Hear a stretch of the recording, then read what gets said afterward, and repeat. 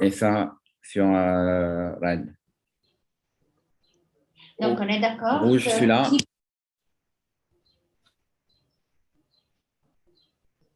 Et ça sur red.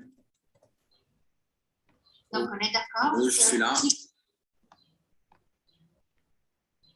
Email. This morning. This morning, because I didn't have time to even work. Rouge, celui-là. This morning. This morning, because I didn't have time to even work. This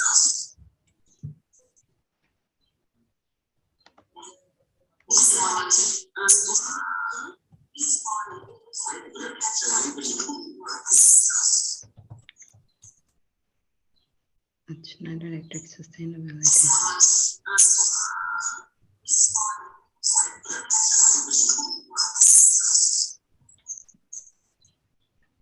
National Electric Sustainability.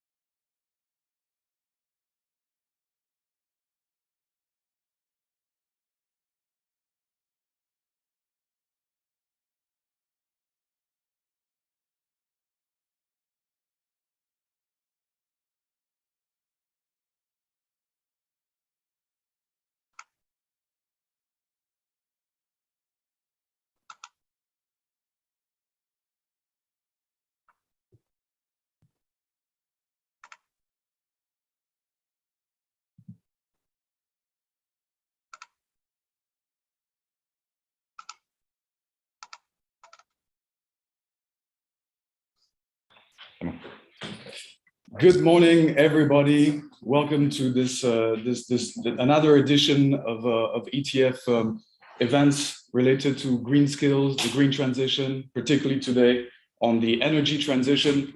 I'm going to immediately start with passing the floor to Manuela, who is going to welcome us and explain us a little bit more about what's going to happen this morning. Thank you very much for having joined on time. Manuela, please, the floor is yours. Thank you, Romain, and a warm welcome to the ETF webinar for the energy transition. ETF is the European agency that works in the European neighborhood on skills identification and development.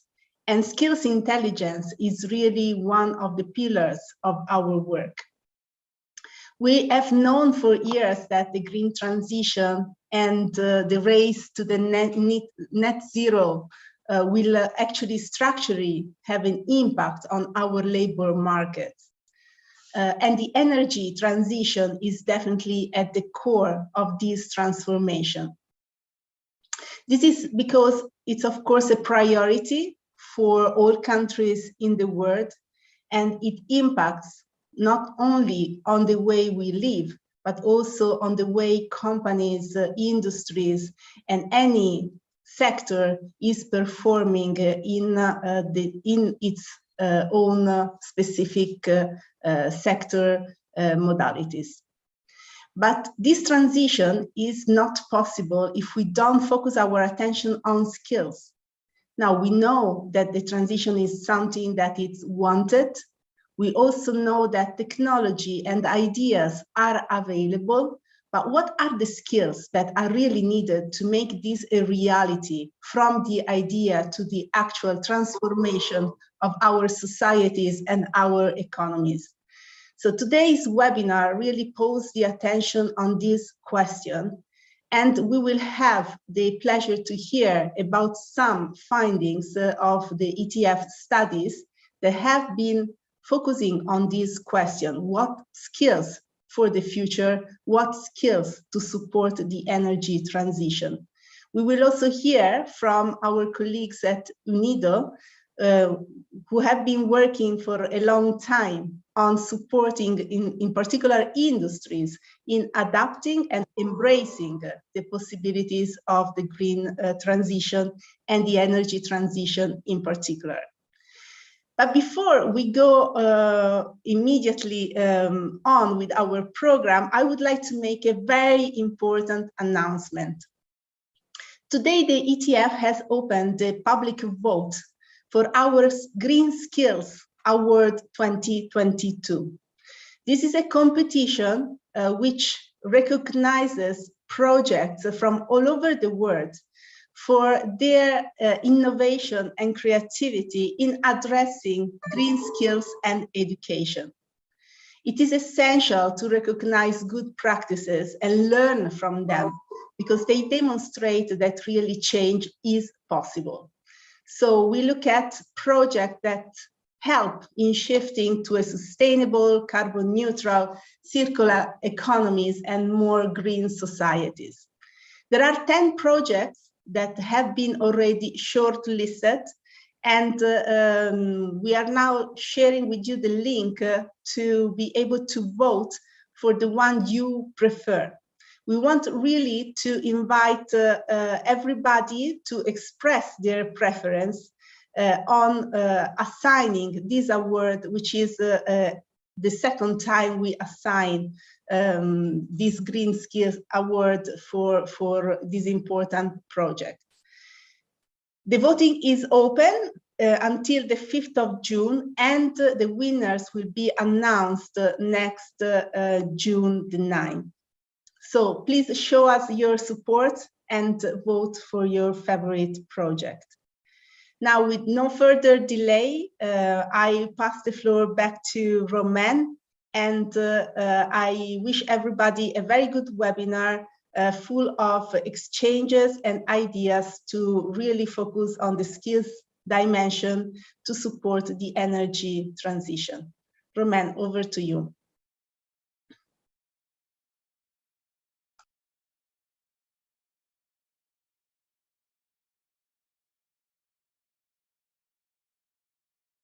No? Try now. What about now? Oh my. Yes, Roman, we can hear you. Thank you very much. So thank you, Manuela, for this broad introduction, which I'm going to complement with some additional information, just to frame the discussions of this morning's meeting. There will be other presentations, of course, but I'm going to briefly give the ETF's perspective on how we can better equip our neighborhood governments in skilling for their energy transition. So thank you for going to the next slide. Right, so the current carbon dioxide concentration is about 412 parts per million. This needs to go back down to 350 if we want to achieve the 1.5 degrees maximum increase envisaged in the Paris Agreement. Now, the last IPCC report shows that current projections are actually closer to 2.5 or 3 degrees increase from pre-industrial. That is catastrophic.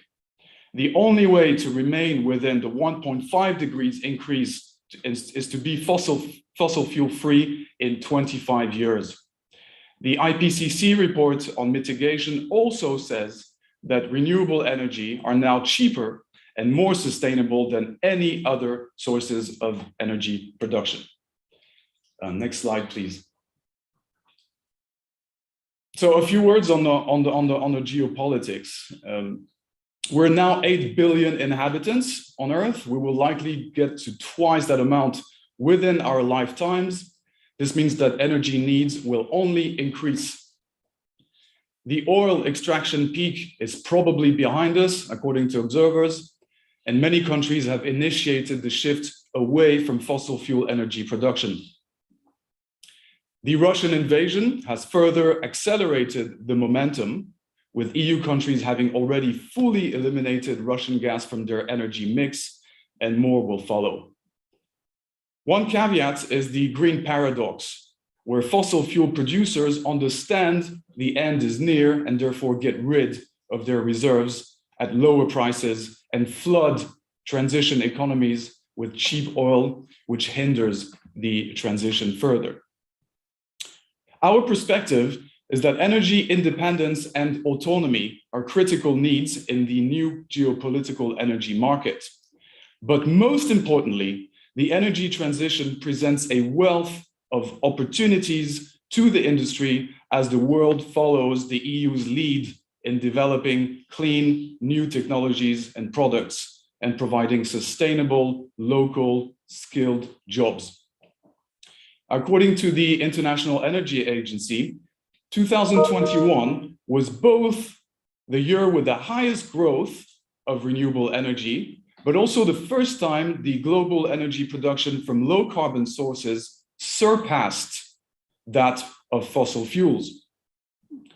Half of global renewable energy comes from China, but the International Energy Agency forecasts growth of the renewable in all regions, North America, Europe, and Asia. So one goal of the EU is to become the world's #1 in renewables. Windmill blades are getting bigger every year, and it will be soon possible to recycle them. There's lots of innovation in battery and energy storage, and this continues to drive down the prices and the sustainability of that sector. Next slide, please.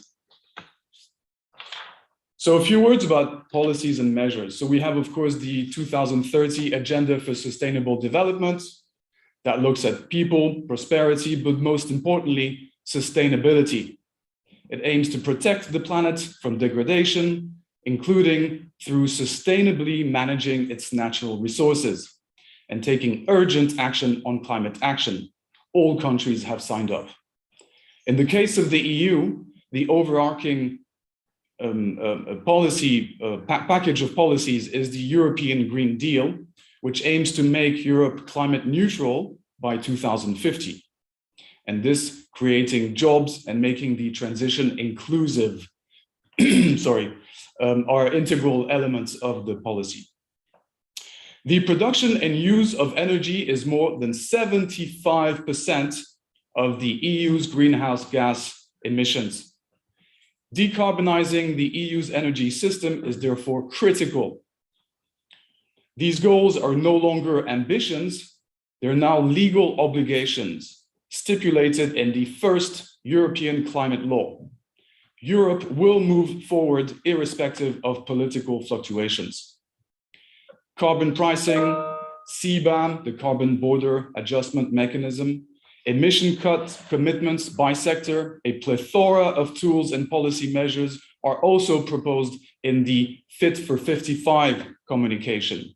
It's a package of proposals to make the EU climate and energy and land use and transport and taxation policies fit for reducing net greenhouse gas emissions by at least 55% by 2030. That's why it's called Fit for 55.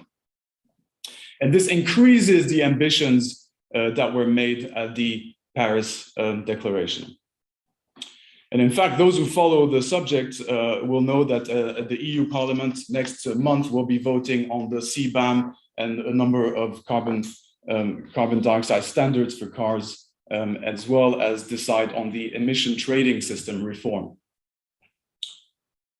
Can you change the slide? Thank you.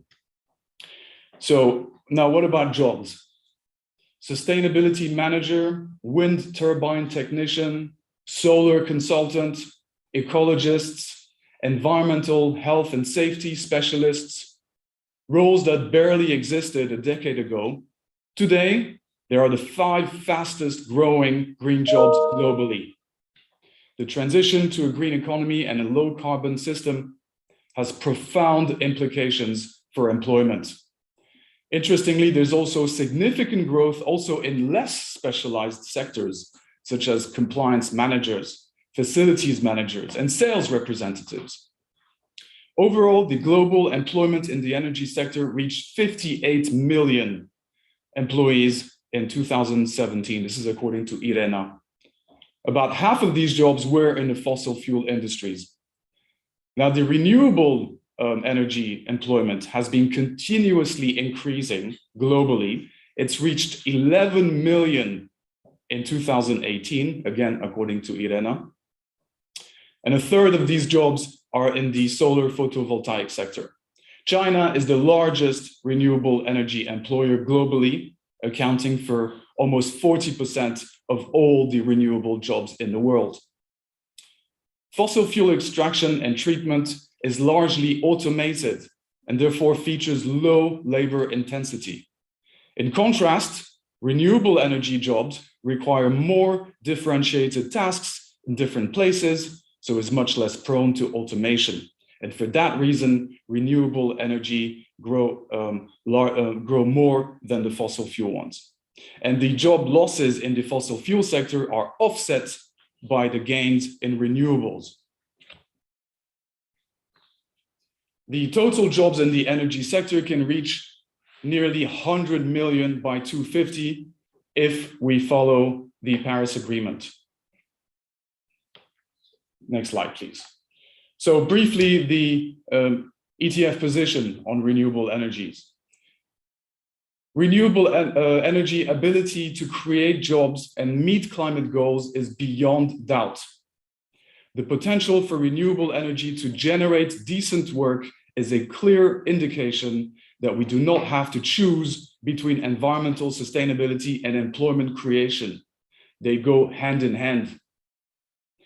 ETF makes use of the green competence framework to analyze and study green skills. For those who don't know, the concept breaks down competences into skills, knowledge, and attitudes. For example, a professional working on installing solar panels require mostly technical occupational skills, but the majority of jobs also require an in-depth understanding of sustainability and its complexity.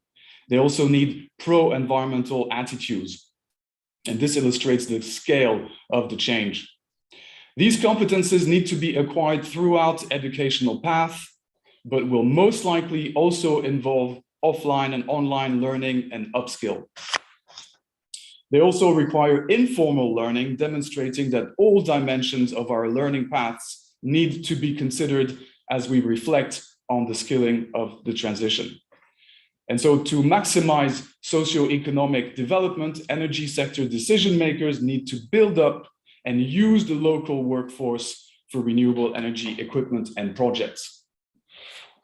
Human resources adequately skilled and locally available to work on various parts of the energy sector and its value chain are crucial in supporting the expansion of the sector. Both training institutions and human resources should follow the technology trends and market dynamics in the fast evolving energy sector. Failure to do so will jeopardize the goals of the green transition. Stronger climate action under the European Green Deal to implement the Paris Agreement will require an upward review of EU targets on energy efficiency. This will further exacerbate the need of measures to ensure that workers in key sectors possess an adequate skill set to meet the increased level of ambition for the next decade. And finally, before I finish, Generation Z from 10 to 20 years old can get green economy jobs on day one. So this is it for my presentation, and I have the luck of being both a presenter and a facilitator, so I will switch to introducing the next speaker. We're now going to hear from my dear colleague Umuhan and Aziz, who will very briefly present the key findings of some of our recent analysis in this sector. But also private companies have initiated their own training programs and acted in partnership with public and education sectors in order to affect education and skills policies in the context of a rapid clean energy transition. So today we will have the honor of listening to how Schneider Electric, a private operator in the field of renewable energy equipment and supplies, does it. We will then have UNIDO explain how they approach the issue of developing renewable energy projects and ensuring that the required skills are available. For questions of timing, we decided to limit the Q&A to a single session after the presentations. So do write down your questions, save them somewhere, put them in the chat, wherever you're following us from, write them down on a piece of paper if you're a little bit old school like me, but do save them. There will be a time to take them up, and we really want this to be interactive. So please do not hesitate. So sit tight. We now start with the core of our information sharing. I'm going to now leave the floor to my dear colleague, Umuhan. Thank you very much. Thank you.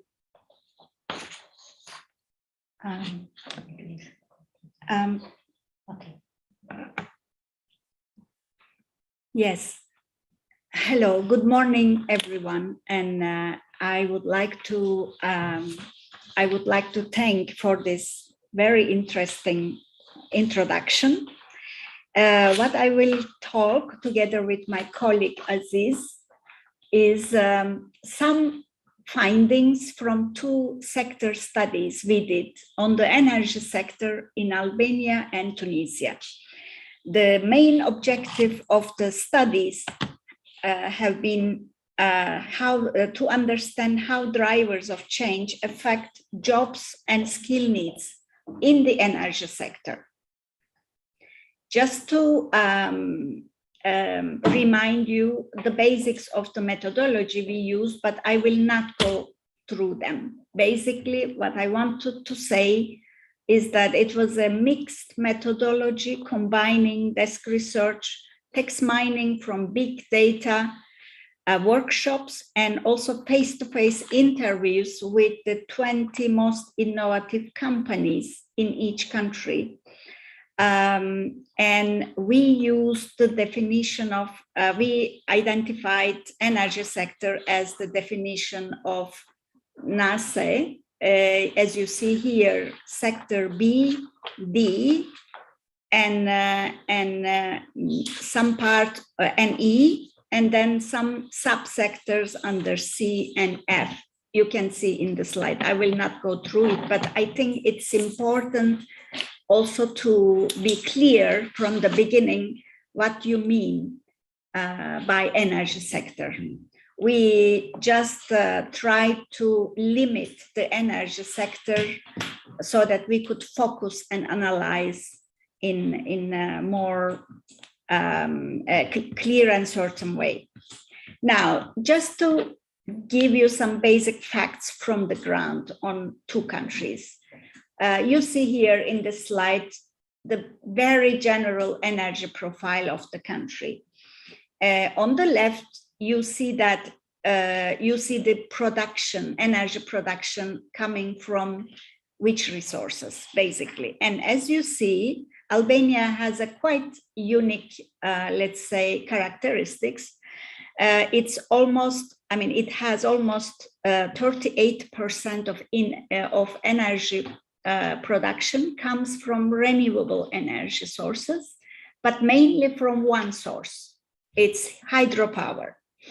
Because of the richness of countries' geographical resources, territorial resources.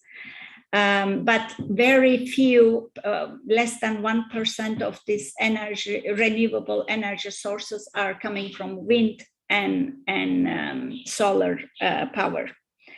At the same time, if we look at the consumption of energy sources, the main source of consumption is transport, followed by households.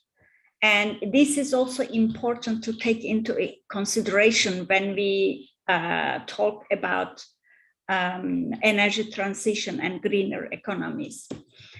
I show here also the same similar slide on Tunisia.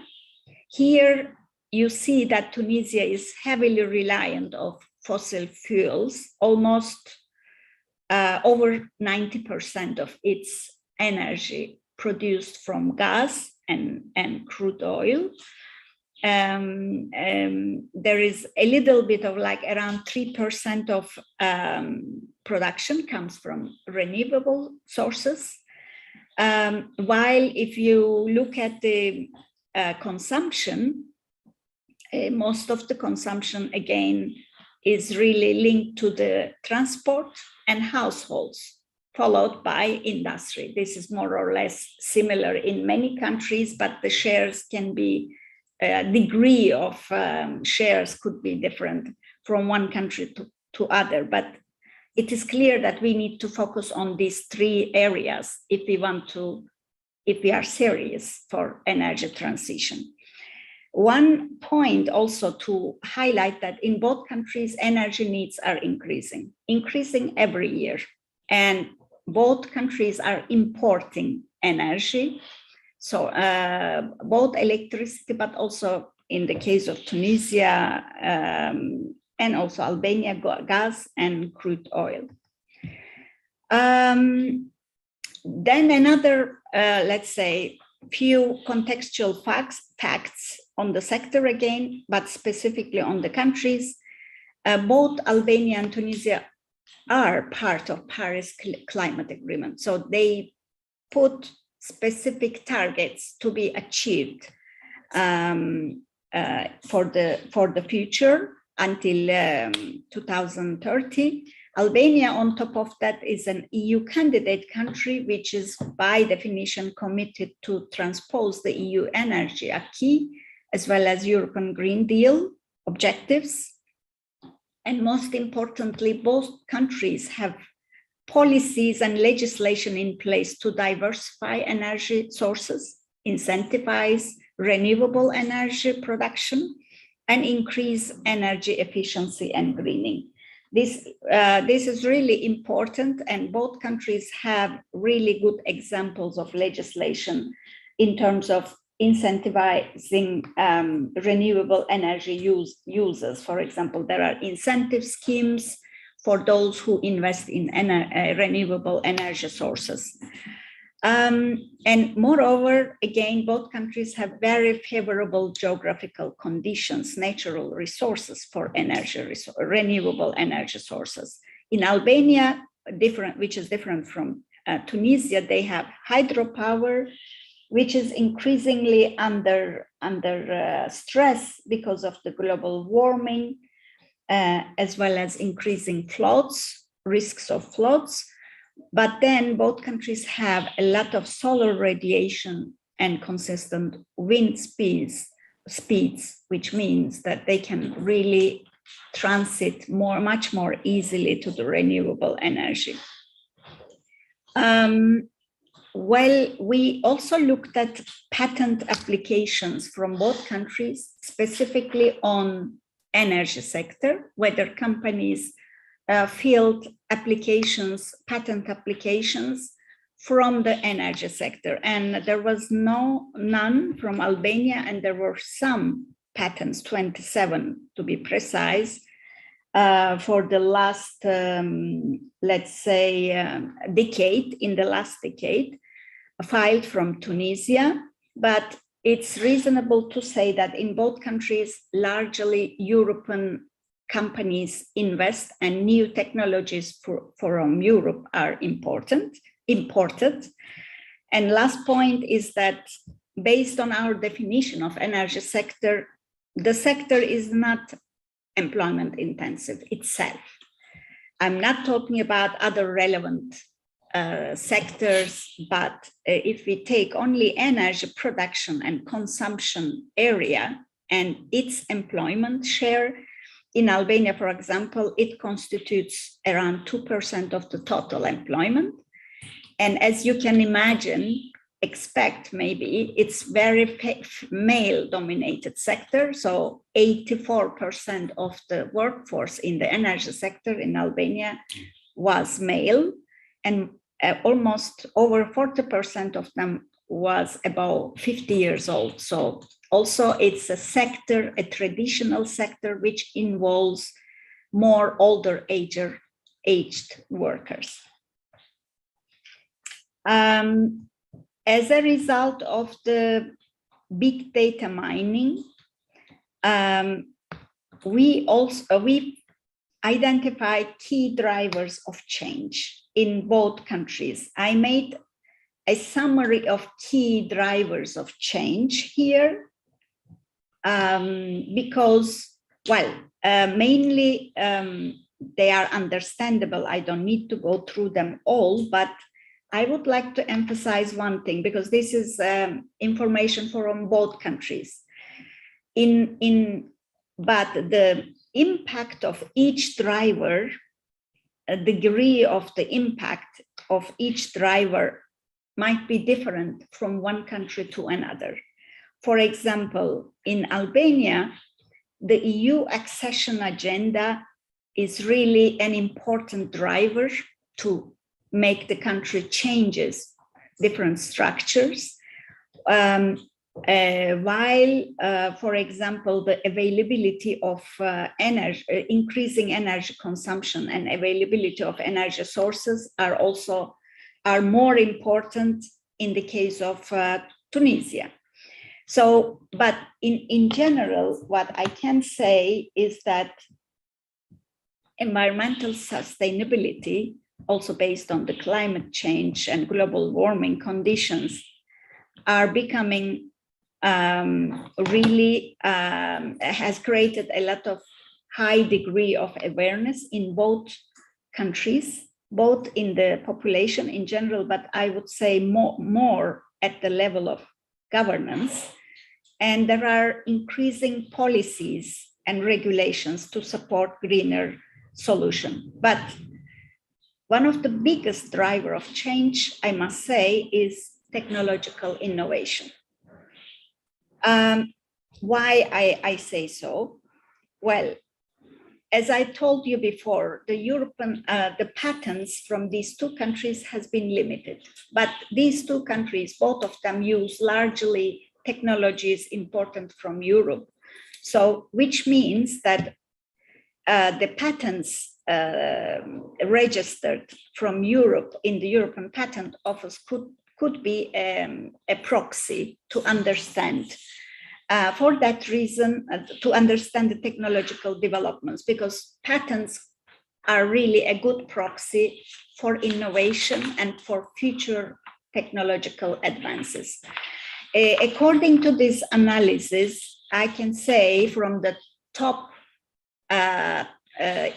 topics of patents towards the highest and towards the lowest, patents in the wind energy comes first. There are a lot of patents in the last decade, basically. You see here the numbers of the patents for each area of energy technology, energy-related technologies. Wind comes number one, followed by solar, a lot of patents on transmission and distribution, hydro, thermal. So basically renewable energy sources comes first in terms of all patent applications, which means that in future we will have more and more these technologies in place, which makes, of course, changing the labor market needs as well.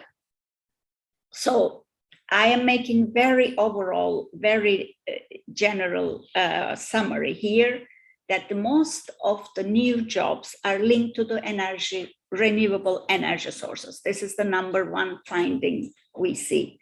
So both in the high-skilled jobs and medium-skilled jobs, especially linked to the solar and wind power. In both countries, there were a lot of need for these two renewable energy source linked jobs. For example, engineers or let's say technicians, etc. But the second, let's say, area where also there is a many increasing number of jobs are linked to the application or diffusion of ICT, digitalization and data processing into the energy sector. These are two general overall areas. Then if we look at high-skilled occupations specifically, again, we see engineers, technicians, operators, and energy efficiency related profiles. But when I say engineers, for example, it's not only in both in traditional and renewable energy areas. It's not only renewable, it's still linked, it still requires engineering involving electrical, mechanical, construction technologies. The same for technicians and operators. In the medium-skilled and low-skilled occupations, it is rather assemblers and technicians, mainly in the renewable energies, many more than traditional ones. But we noticed that there are also need for traditional ones or the need for upgrading of their skills for greener solutions. And these are, let's say, few factors linked to the specifically human capital constraints, which limits the development of energy sector. Particularly mentioned was lack of up-to-date knowledge and upskilling of traditional workers for the greener solutions. And this is becoming quite critical in both countries. Therefore, in both countries, there is critical shortage of medium and high-skilled occupations, and especially experienced workers are missing. And this was repeated many times by different countries, companies in both countries. Aziz, are you there? I would like to give you the floor for the skills remaining part. Yes, I am. Okay, please go ahead. I stop here. Good morning, everyone. Aziz Jawani from ITAF. Happy to be with you and to contribute to the exchange on this very important topic. So, as mentioned by my colleague Umuhan, the combination of big data analysis, insight from desk research, and feedback from the interviews we have done with the companies mainly showed that at least in Tunisia and Albania, but this is likely to be the case in most of our partner countries, and also globally, as briefly mentioned by Romain, that the demand will increase in three types of profiles: professionals, business-related, and expertise. But the details of these profiles has just been presented by my colleague Umuhan, so I will skip this slide to save time and also to let more space for the exchange. So more specifically on the skills requirement, we know by now that the green transition is an opportunity to extend the potential of all sectors. But this would need an important shift in skill sets and systems. So there is first a general tendency to be vertically specialized, so in specific technology or area, but in the same time have the capacity to use it transversally over different jobs and occupations. So this is the so-called T-shape in the jargon of skills now. We may also talk about the CAMB shape, which means that covering many subjects while remaining vertically specialized. The second requirement is the level of competence required by each worker, which will increase and become broader, shifting the occupational structure towards more highly skilled profiles, which will make a new segment of employees emerging, the so-called green collars. Another specific requirement for, let's say, the skills system globally is that while the initial education and training will remain the basis for skills provision, notably for all competencies and basic science, there is a strong need for upskilling and reskilling to adapt the fast changes that we are talking about. So continuing or continuous training should be more flexible and targeted, and needs to be further systematic and systemic also to complement the initial training. So this is a very important point that we know that in our partner countries, particularly in Tunisia and Albania, all the continuing training, or what we call the adult learning, needs to be further developed and flexible to accompany these big and deep changes. The cooperation and partnership with the private sector become a must for skill system to follow the rapid changes. So education and training system will never be able to follow these transformations without close cooperation with private sector. And then one of the benefits of the cooperation with private sector is the development of skills anticipation and monitoring system to first lighten the general big mismatch we witness in our partner countries and ensure better policy design, implementation, and updates. So, and of course, social partners are obviously key for this endeavor. Slide, please. My second and last slide will go a little bit further, for example, in areas like career guidance.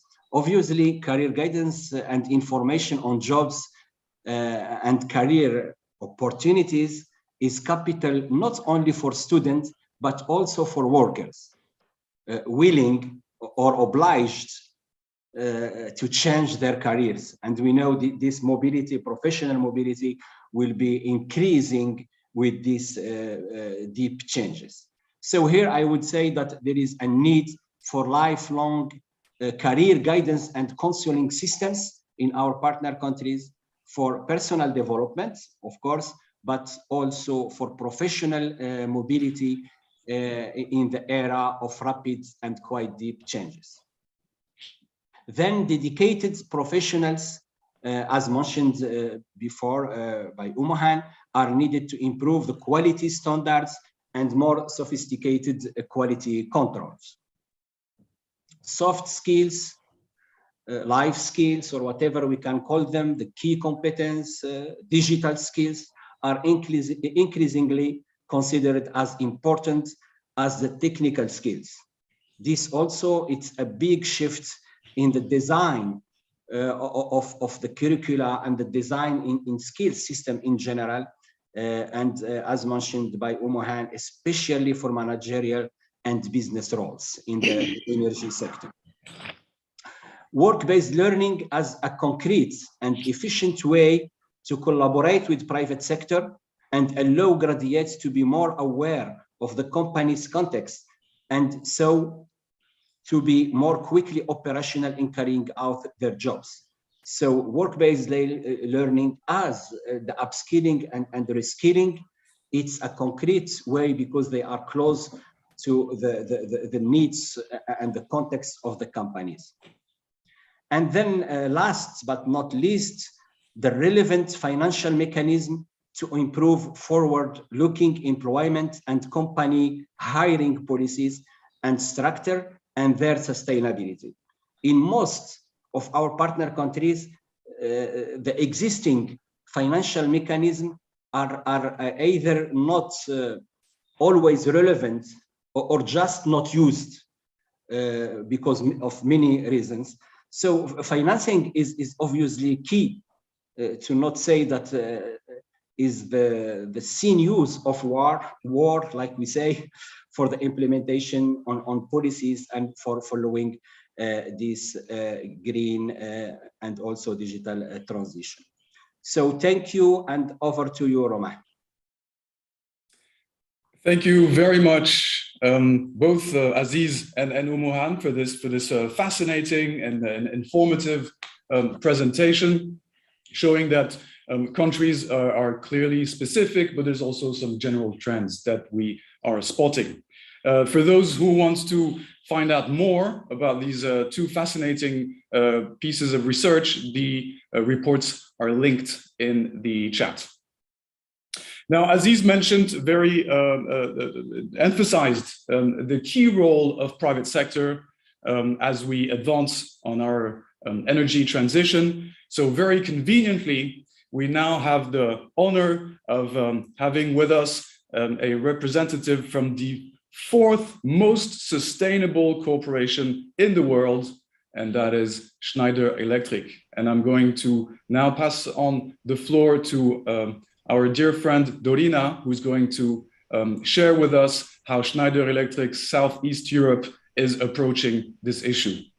Dorina, the floor is yours. Thank you, Roman. Thank you, and my compliments for what I have followed so far, to you, to Umuhan, to Aziz, to all the team involved with both studies, because it's a necessity, is an urgent need that our countries, and I would say even all the world, needs to, for the transition of skills due to these, let's say, conditions like the climate changes and the crisis that we have on the energy sectors. As we all know so far what's happening actually, and obviously these needs of reskilling, upskilling are indispensable, and actually we should have moved with that even let's say previously, but nobody can predict the future. So still we are on time, and we can do, all the stakeholders can do the most to make it happen, and as soon as possible, obviously. Okay, so I would like to present to you today what we are doing so far as a company for the, let's say, our role in sustainability. At Schneider Electric, sustainability has been at the core of our business strategy for the past 15 years. We create technologies and solutions to advance a more efficient, sustainable, and inclusive world for all, obviously. We work with customers, partners, governments, and also suppliers to deploy these solutions and create a low carbon future. And as you can see here, like the not by chance that after featuring at the Corporate Knights Global 100 since 2012, Schneider made it to the top last year and is fourth this year. And this performance is thanks to the integration of the sustainability into our business strategy and reinforced sustainability consulting business to support more partners and customers in their own sustainable transformation. Our environmental, social, and governance performance has received also global recognition from different ratings. Next slide, please. And we accordingly have announced the acceleration of our sustainability strategy with 6 long-term commitments, as you can see in the slide.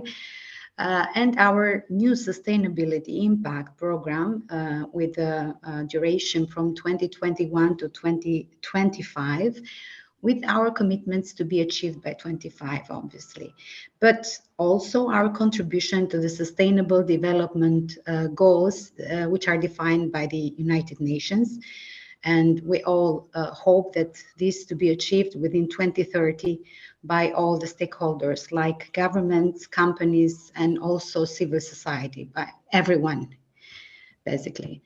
As we can see here, the last 2 commitments are about empowering all generations and local communities. In this aspect, we have developed a 3-year program which is dedicated to learning and development for students. Next slide.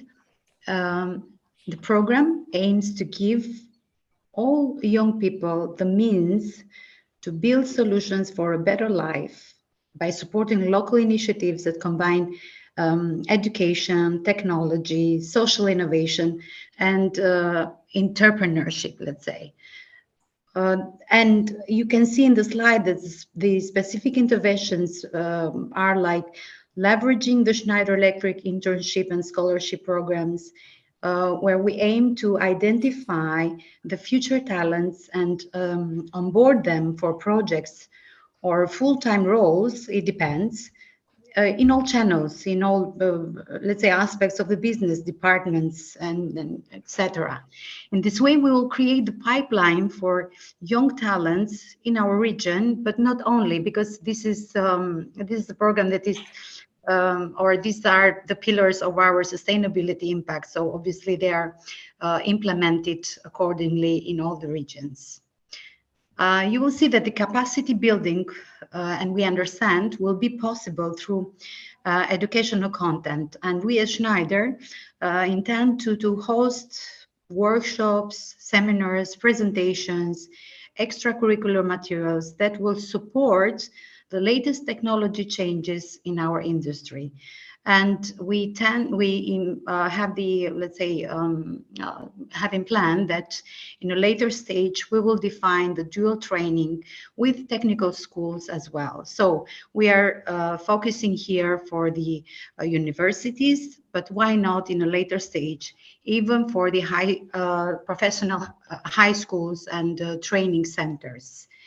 For a stronger and immediate impact, we are also investing in the universities' laboratories with our industry latest technologies, demonstration stands, where obviously students can put their hands in real life solutions and get prepared for their career while still studying. So we take, let's say, preliminary steps to prepare this young workforce and make them be, let's say, more confident in themselves while striving for the world of work, the labor market. Obviously, this, let's say, this program wouldn't be complete if we didn't include it also the academic staff, the professors, by upgrading their knowledges with the latest technologies that are applied in our industry. Because we see it as a crucial approach to boost the information that they should have and transmit it obviously to their students, apprentices, and so on. And you see that the another impactful action is the opening of Innovation Hub and Smart Factories, because we, let's say, proudly can say that we have already our production sites, our factories are already, many of them are smart. And we tend to offer to the students, to academic staff, study visits physically when possible, and virtual tours as well, while the physical presence would not be possible. Also with, let's say, the website, with our website that is dedicated to the career and let's say information for the young employees or future employees to join the company. It will be upgraded with fresh content, and obviously the students will be informed for different opportunities or events that will help them to be guided better in their future career. So actually this was, I would say, briefly an overview of the program, but we are working and we are focused to fulfill our sustainability impact commitments about empowering the next generations and local communities, as mentioned before. But let's say, aim and willingness is not to stop only with this 3 years program, as we are planning to build a continuous and impactful presence in the universities and professional high schools, since the latest technology developments are leading to significant shifts in labor demand. So it was mentioned even before. So all this high demand and urgent demand that we have should be supported and should start from schools, from education, from information. So we as a potential employer in the energy sector are taking steps in advance and contribute by skilling our future, let's say, call them future employees, because why not? They can be our future employees. As we see that the shift towards a greener energy will be dependent upon this workforce that should be skilled, obviously. And that will allow that the new technologies can be developed, implemented, maintained let's say, accordingly. Basically, That was, let's say, my presentation. I would like it to keep it short and not to let's say, to pass too much information. And these are our actions, but not only. These were, as I already mentioned, 2 of the 6 major commitments that we have linked with our sustainability impact at Schneider. Okay, thank you very much, Dorina, for this very captivating presentation of what how you are keeping busy on this front. And I think that one of the things we can conclude is that governments make commitments, but they cannot be achieved without utilizing the know-how and infrastructure of private operators. And this illustrates a fundamental principle of training, is that it should be done with employers. So thank you very much, Dorina, for this intervention. I'm now going to give the floor to our dear colleagues from UNIDO. Nicolas is going to give us a little appetizer of what UNIDO is doing on that field, with a presentation that he has titled "Enabling a Just Energy Transition Through Skills Development, Gaps and Opportunities." So we're sitting tight. Nicolas, are you there? The floor is yours. Can you hear me? Yes, we can hear you very well. Thank you. Wonderful. Thank you so much for this opportunity. And it's been great so far, all the presentations and seeing the work that's being done. Appetizer might be the right word, because I also know that I'm now for many probably between you and lunch. So I'll try to be as concise as I can. So as was mentioned, I'm from the United Nations Industrial Development Organization. And if we go to the next slide, I can give you just a quick overview for those of you that might not be familiar with our organization. Within the UN system, we are the organization that is dedicated to working with industry. And we do this through 4 strategic priorities, including working to create shared prosperity, advancing economic competitiveness, safeguarding the environment, as well as strengthening the institutions that support those 3 other strategic priorities. When it comes to our vision for clean energy, again, as the organization dedicated to supporting industry, our focus is on ensuring that industries of all sizes can accelerate away from the use of fossil fuels. We're also looking at how we can support decision makers when it comes to coming up with pathways to decarbonize their industrial sector. And then we also ensure that there's support to creating homegrown innovation through supporting local entrepreneurship and innovators. Across all of these things, we work to empower women and youth so that they're not only inclusive in terms of the benefits that come with the energy transition, but also actively participating. When we're talking about the energy transition, there are clearly very big drivers for why we need to make this transition. When you think of what was presented earlier in terms of climate change, and perhaps also more recently when you consider things like energy security, I think sometimes putting aside the stress and anxiety that can come with that subject, I think it's sometimes we don't talk enough about what this likely will look like in the future. And so, I mean, when you look at this illustration, you see the direction where we're headed, where potentially we're seeing energy produced everywhere, with storage everywhere as well. You see an integration of different sectors. Electric mobility in the transportation sector is going to lead to convergences between 2 sectors that traditionally perhaps were not as intersected or integrated, between energy and transportation. And then you also see a situation where digital technologies are playing a massive role in terms of how energy is used, as well as how it's provided as a service. And so this illustration speaks to these three trends, which essentially energy that's more distributed. So we're not producing it at one single source, but we're seeing it produced everywhere. Decarbonization, because all of this is going to be powered by renewable energy, and then digitalization. And all of these things are going to require skills to get us there. And if we go to the next slide,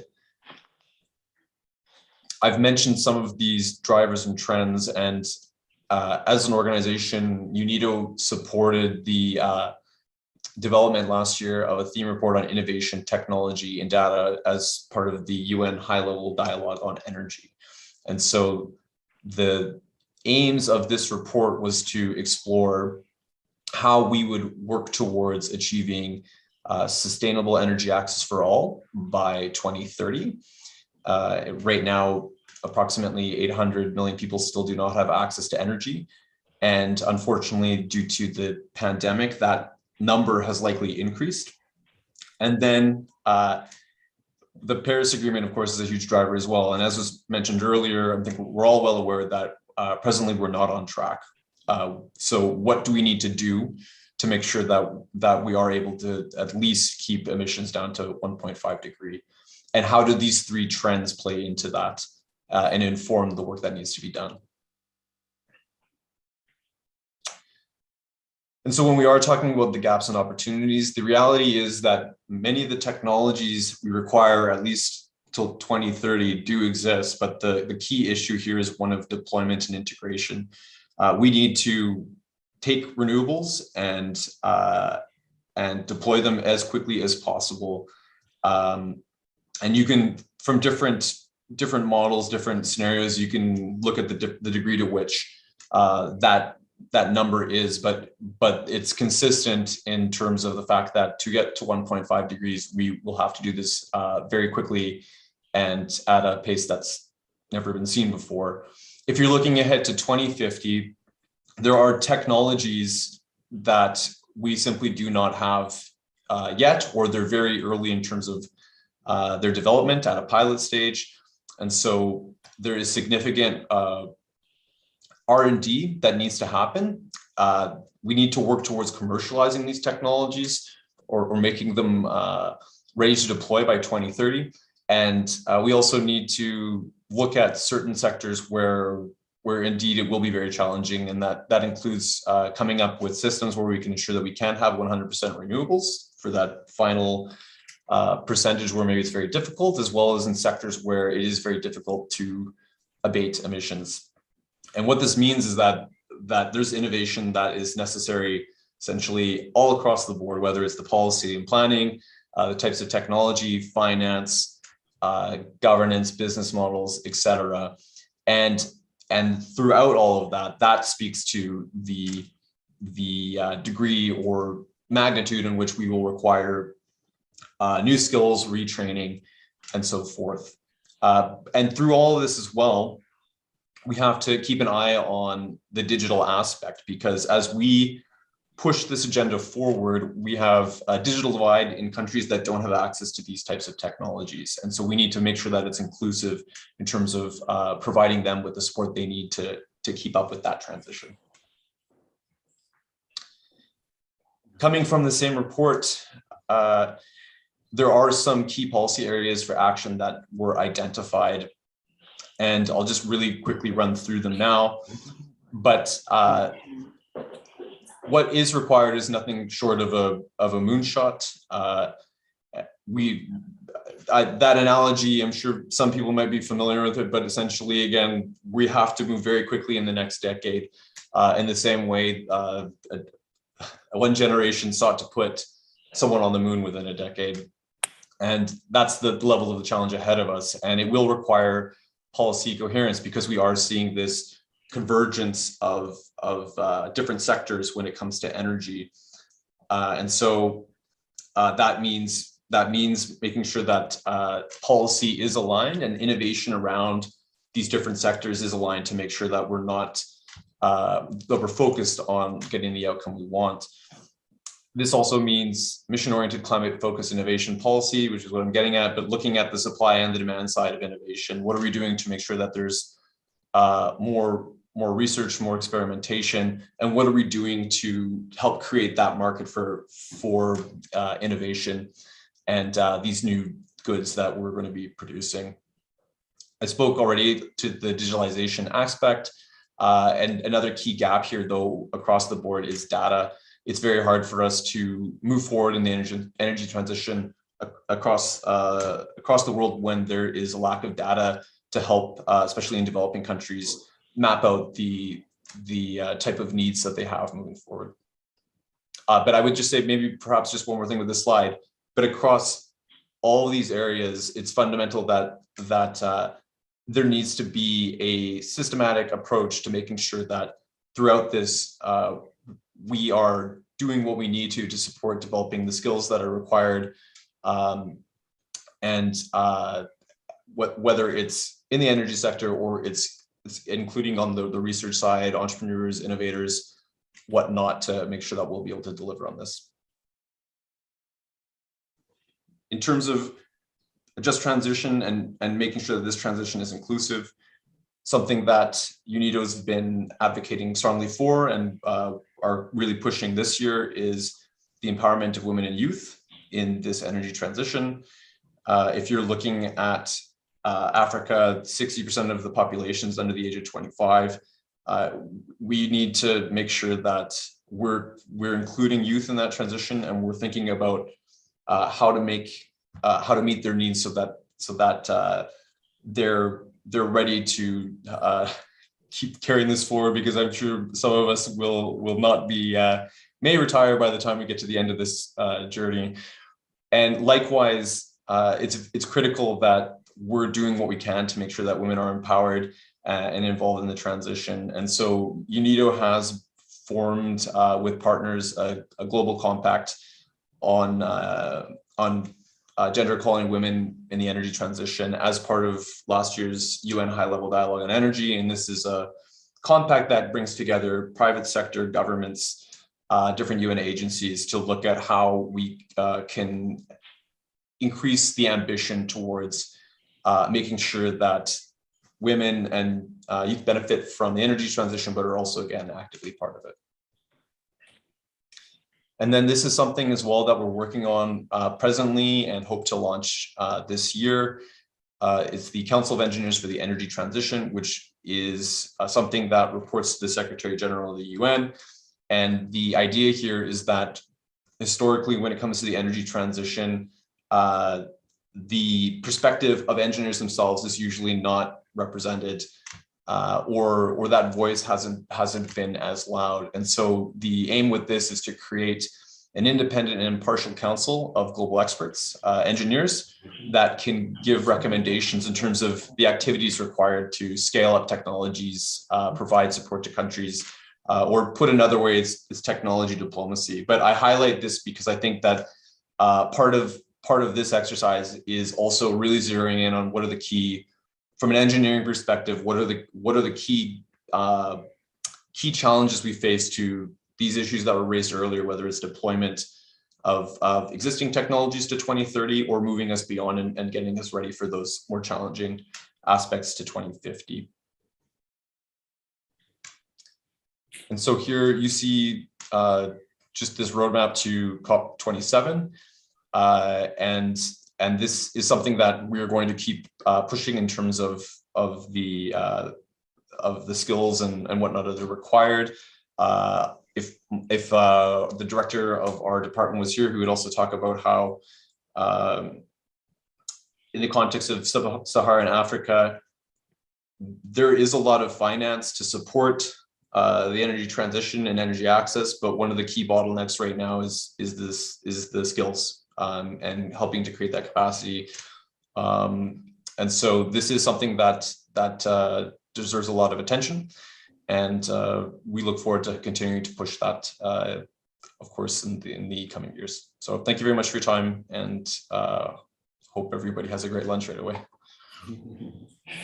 Thank you very much, Nicolas, for this riveting intervention. There's a little bit more before we go to lunch. You've mentioned it a couple of times. I know we're all getting hungry, but we now have time for questions and then for discussions. So in terms of questions, I see that a lot of questions have already been asked on our social media channels, and that's really great. We're going to try to answer them all. Now, before we get to that, I wanted to see if anyone of you following us now have any questions related specifically to the presentations, something you wanted to clarify, a doubt, a comment. Is anybody willing to take the floor and clarify their doubts with regards to the presentations that were made this morning? So while people make up their questions, I wanted to point out to Nicolas that the map behind you is really confusing. It took me a while to figure out what it was. Yeah, great background. Yeah, I understand. It's not wrong. Okay, I thought it was hanging upside down. Okay. Kamal has a question. So I hear Kamal has a question. Would you like to take the floor or write it in the chat? You can take the floor if you want. Yeah, you can hear me, yes? Yes, we can hear you. Thank you. Thank you very much indeed for the very informative and interesting listening with great interest for all these presentations. I have two questions specifically. One about you have mentioned in one of the slides about the main occupation needed in the energy sector, and my question in this point is about how these occupations have been identified. So I would love to hear more about this. Excuse me, Kamal, we could not catch the last part of your question. Can you repeat the question, please? In one of your slides, you have talked about the main occupation needed in the energy sector. So yes. My question is about how these occupations have been identified. Right. Okay. And which, okay, that's very clear. Thank you. And which presentation are you referring to? This is a presentation has been delivered by our colleague Umuhan. Right. And I have another question, but I'm not sure if we can keep it for later. It's completely up to you guys. Well, shoot, now that you have the floor, we might as well. The second question is about the methodology. You have mentioned in the methodology, you have done desk research, workshop, face-to-face interview, and text mining. So I would also like to hear more about text mining. If you have any more information, I know it's something relating to big data. So if you can explain this a little bit, it will be very much appreciated. Thank you. You're very welcome, Kamal. We're going to, well, I guess address these questions immediately. I will pass the floor to my colleagues who are in charge of the methodology. They will explain it much better than me. Let me change. Umuhan, our colleague Kamal was asking, you presented in one of your slides the occupations that are growing in need when it comes to the energy sector. And Kamal was curious to understand better, how did we reach these conclusions? How did we reach these findings? Okay. As I mentioned before, we used big data of patents plus scientific papers, which were registered in these big research databases. The patents are in the Patent Office, International and European Patent Office. The scientific papers are from these big research databases. So as a result of these two sources for text mining, we identified key drivers of change factors. Among them, one was all aspects linked to the technological advances. And this is primarily coming from the patents, While from the scientific papers, there are also other change drivers identified, such as national regulations, greening policy objective, EU accession, etc. So other non-technological drivers of change. Once we identified these change drivers, the next step is that we take these factors and compare it with the occupational databases, which we used actually ESCO database, European database of skills, competences, and occupations. In some cases, we also used US ONET database. What we do is that it's an automatic process. We compare the drivers of change, the key concepts, semantic concepts, and search for matching in the occupational database. And when there is a similarity between the technology and in the occupational database, skills and competences linked to that technology, we find that match. And after this match, we go from the skills to occupations. And in the occupations, actually, the skills are listed either essential skills that has to be there for that occupation, or optional skills, also additional skills that could be good to have in that occupation.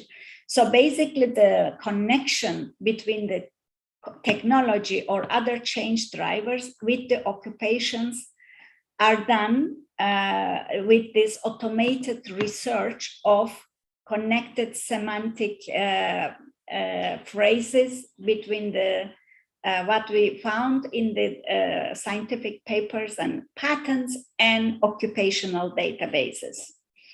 So this is the way how we found it. What else? Is that clear or? Kamal, was that sufficient? Yeah, this is very clear. Thank you for even taking the time to explain it in a slow manner. So thank you very much indeed. Okay, so I seize the opportunity to reiterate that the reports that have been presented briefly today are also linked in the chat.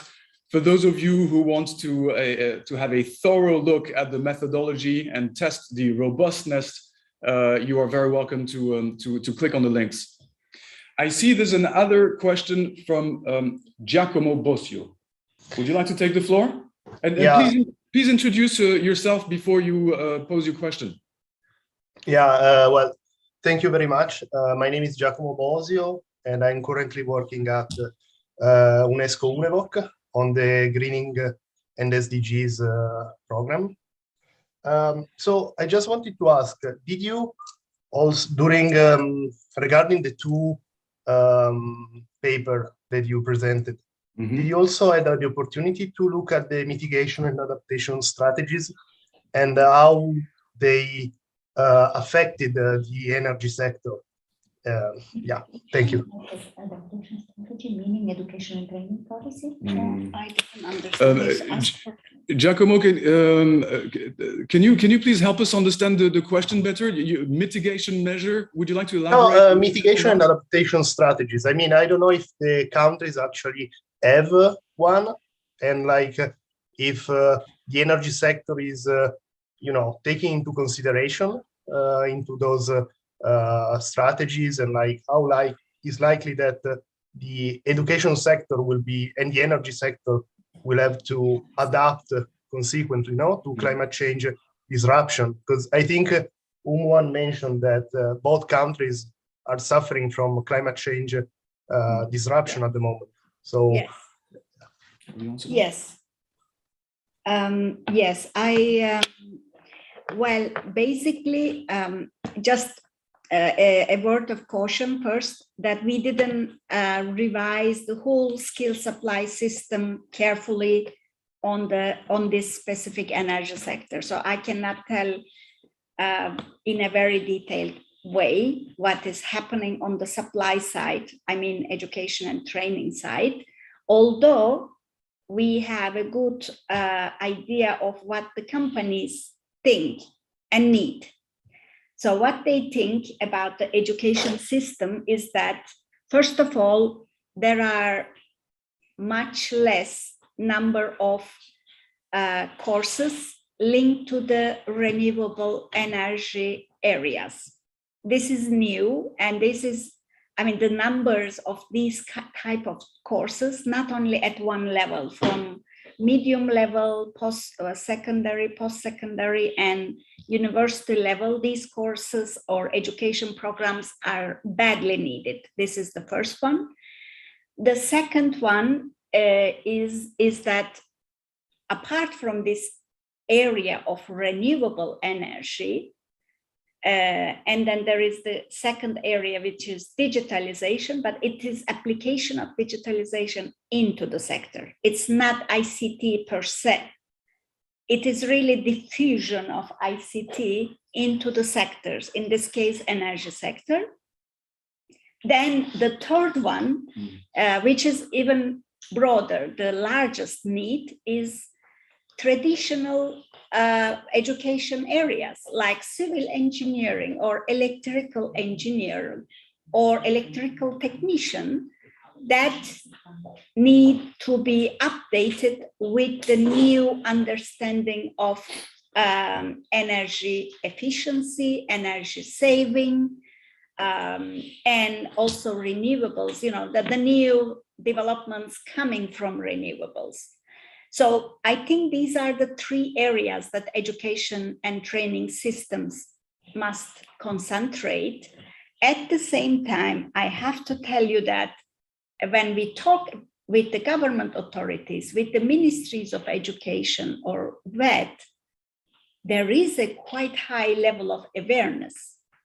And even in many public government strategies and documents, I'm not aware of a special mitigation strategy of WET against energy sector. I cannot tell that, but I can tell for sure that the governments want to include green transition into their education and training system.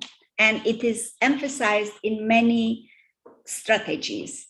The problem is how and the level of broadness of, I mean, how you implement this greening concept, as mentioned in the beginning, my colleague in the opening, that there are different levels of greening in the also green skills.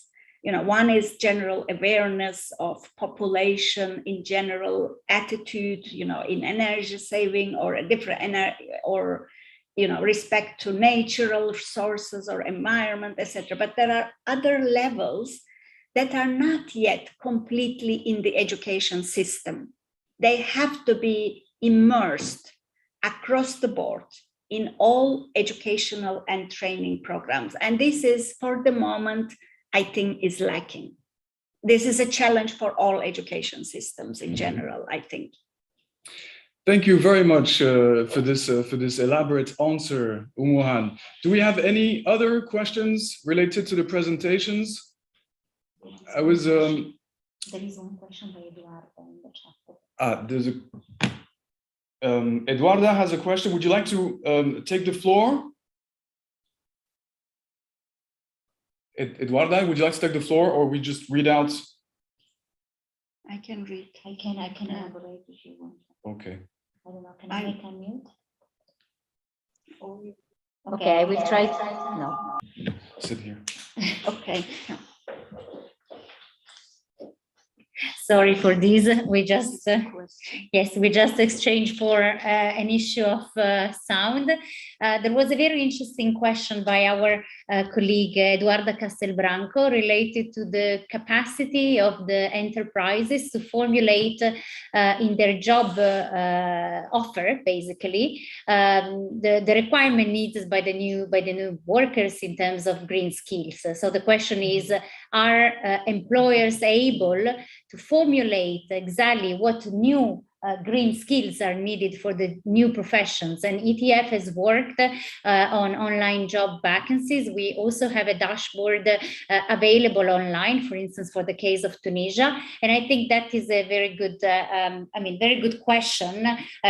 Obviously, it's also for other actors, and maybe also our friend Dorina can have a word on that. Bigger companies as Schneider Electric, for instance, I guess, have better capacity to somehow anticipate these needs, while probably smaller companies, which are less structured, but at the end are the backbone of the economies in, especially developing and transition countries, maybe are less ready to formulate with exact terms those needs.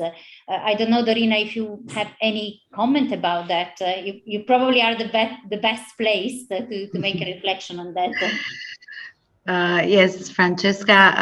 Actually, it's obvious.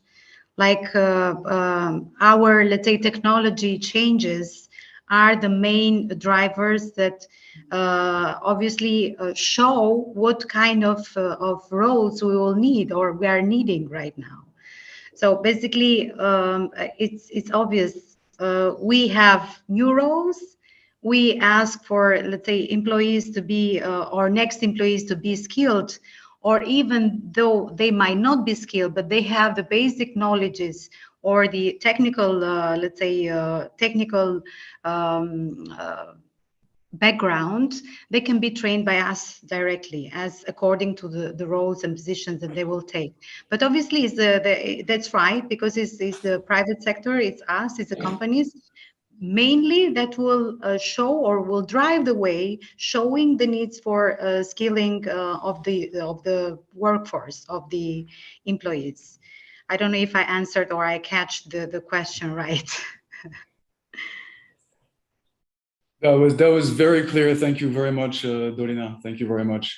Are there any other questions related to the presentations? If not, we'll switch to answering the questions that came up on the social media channels. So everything is clear to everybody. Great. Okay, so let's move to the questions that came up on the social media. Where are they?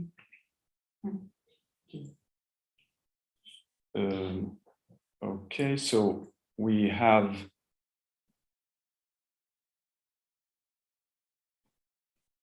excuse me while I get to the right. It's here, it starts from here.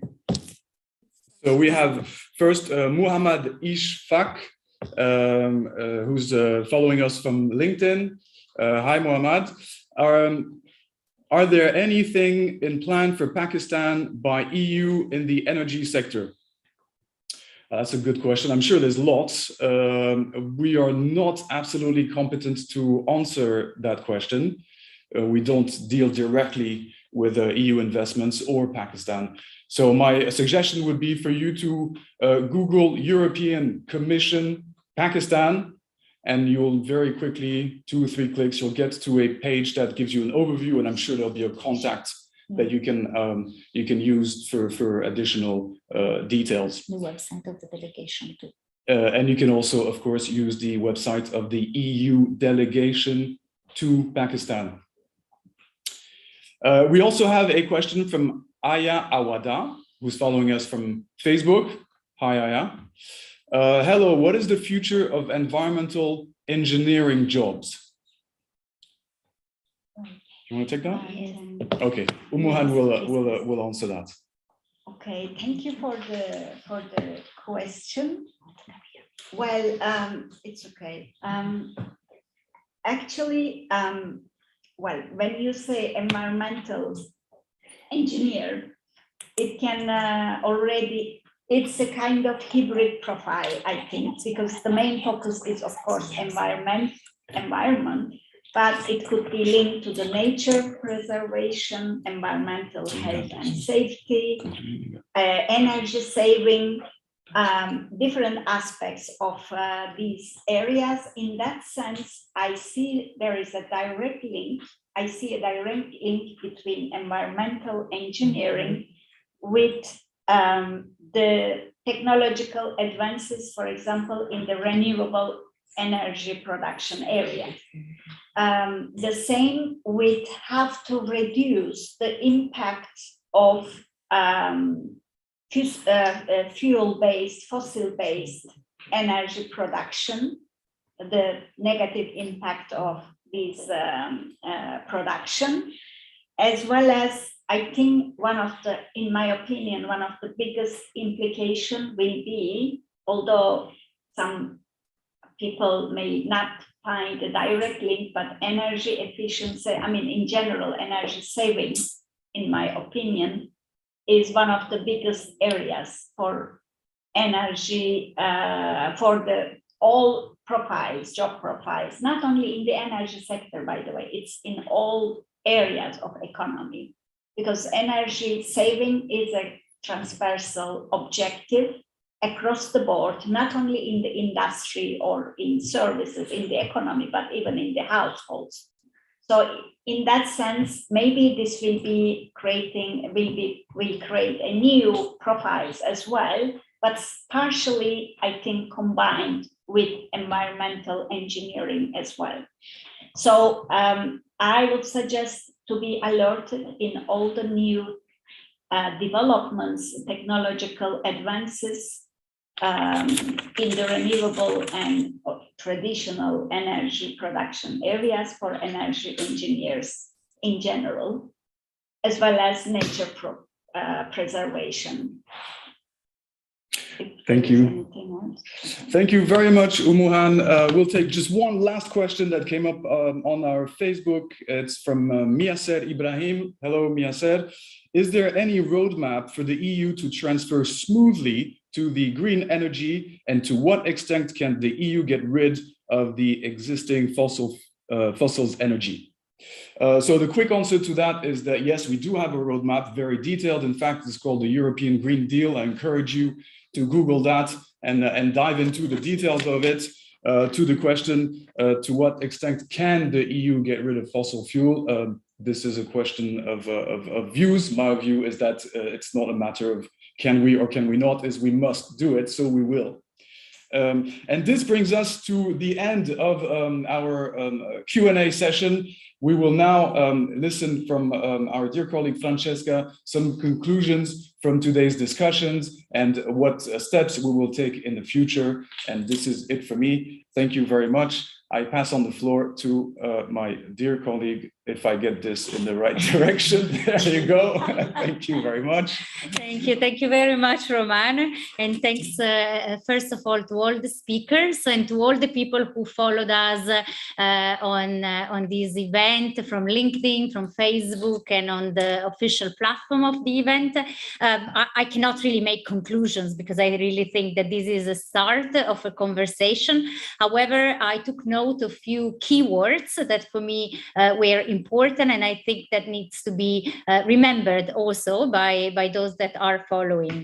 The first keyword that I took note of was said by Dorina, and it was urgency. We know that this discussion about energy transition is key and is extremely important for all countries in the world, no one excluded. And it's also a must for us to consider if we want to contribute to global sustainability. And there is an urgency to act. It's not something we can procrastinate, it's something that needed to be done yesterday, therefore even more urgent today. The second word is skills. We have seen that energy transition is not only about technological development. The presentation of my colleagues Umuhan and Aziz showed very clearly that technological advances or technological change are among the key drivers of change in the sector. That is true, but it's also true, as we have seen from our research carried out in Tunisia and in Albania, that sometimes for countries it's easier to purchase technology or to develop technology rather than preparing the workforce that will be able to work with that technology and to, in a way, grasp the opportunities offered by that technology. Therefore, in this whole discussion about energy transition, skills really have a very key role to play. It's an essential part of the equation when we talk about energy transition. Then I took note of other two keywords, which are about actors in this whole system or context of energy transition. And the two keywords are companies, employers, and institutions. I think that it's extremely important, and the examples that we have seen today show it, that companies and actors in general are informed about what are the new skills needs emerging in the sector. We need skills anticipation systems, and we need clear messages to all actors involved. And in understanding what are these new skills needs, companies have a key role to play. We have seen through our research that big data and the exploration of patents or research papers can tell us a lot about these new skills needs, but the role of companies, the understanding that employers can contribute is also essential. So I think that there is a clear message there that this work of exploration about what new skills needs are emerging in the countries has to be done together with the companies and with the employers. And at the same time, institutions in the countries are key because these findings need to be operationalized. Once we get research telling us what type of policy actions are needed, Aziz spoke, for instance, about career guidance, new training paths, and so on, you need institutions committed to make that happen. One last word that was mentioned by our friend Nicolas from UNIDO was about inclusive transition, fair transition, and the role of women and girls and youth in this transition. This is really my last keyword, but I think is probably one of the most important. These sectors are still male dominated, and I think that girls and women have a key role to play, and they must be enabled to play this key role in the sector. In ETF, we will explore more. We will continue this work on energy transition, on sectors, and on greening in particular. We will try to monitor horizontally what is the level of the greening of the policies in the different countries. We have also launched this call that was mentioned in the beginning by our colleague Manuela Prina about the good practices on greening. These can be examples that can be also inspirational for other countries. And we'll continue the work on the energy sector, also covering other countries. And I really, I'm asking also countries that follow us today, if there is an interest, please let us know and reach out, because we are really open to work with our partner countries on this subject.